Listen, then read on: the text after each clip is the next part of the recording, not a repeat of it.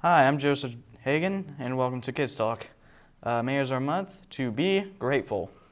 Today we're interviewing some community members who we are grateful for, our veterans, teachers, firemen, and health workers.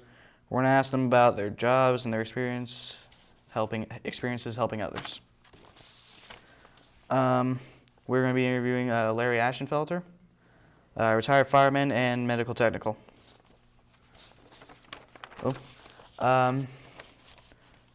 So, where did you start with the firefighting? I started, I was always interested in it before I was old enough to be one. So when I turned 18 years old, I joined the volunteer fire department where I grew up, which was in LaVale, Maryland, outside of Cumberland. I spent 25 years as an active firefighter with that organization, held all the ranks from regular firefighter, stepboard rider, up to chief of the fire department. I retired as chief of the fire department, and then I became a EMT paramedic and rode with LaVale Rescue Squad for 18 years, and that's what I did with my time as a younger man. What was your favorite memory of the job, like a particular day or something you did? Oh, I would say in the fire service, the favorite times were when you stopped a big fire, you saved somebody's home, or you got somebody out of the building that couldn't quite get out. I was involved in quite a few personal rescues because of my size. I'm very small, so I was what they called an inside firefighter. I wore the self-contained breathing apparatus, and I was on search and rescue because of my medical experience, so I was inside the building. So I had quite a few times of helping people get out or get their belongings and stuff like that. You gotta feel rushed for that kind of stuff, right? You gotta be able to go fast, yeah. Anything in particular, remember, like a very specific trip or something to stopping a fire?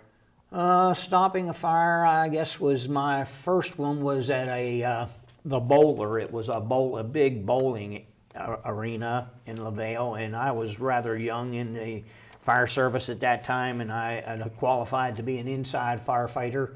So I was the first one in the door with the hose, and I went through the first, then the chief was on my side, and the chief said, "Okay, go get it." So I crawled inside the first door and saw the fire inside there, and I started watering down the fire, and the fire wasn't going out.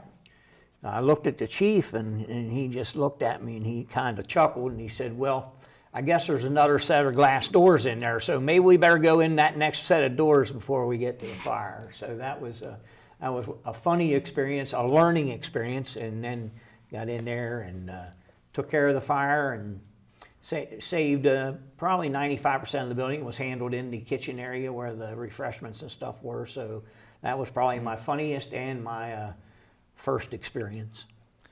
All right, what about the equipment you used?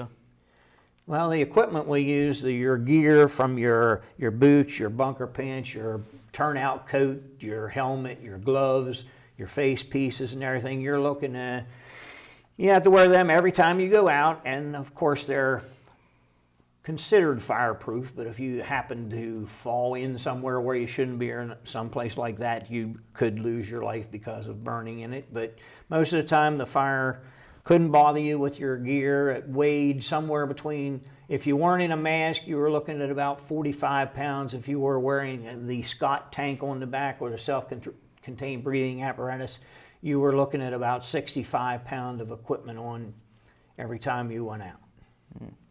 How about as an EMT? Well, did you have there? Had a lot of good experiences as an EMT, a lot of sad experiences, a lot that we couldn't help, a lot that we did help. I guess one of my favorite experiences was we were called, I was on night duty, and we were sleeping at the rescue squad, and we got the call for the next town up from where we were as a mutual aid company. there was a lady in distress that was pregnant. So we got up and we went to the next little town, and we went to the road that we were supposed to go to, and of course that wasn't the name of the road, that was the name of the people, so we were on the wrong road. And that experience was one of my favorite.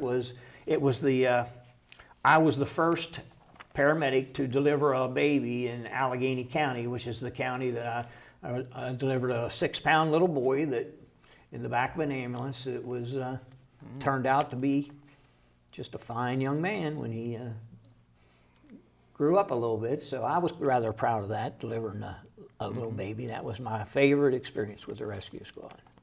That's awesome. Some wonderful stories here. We'll stick around, but that's all the time we have. Thank you for joining in.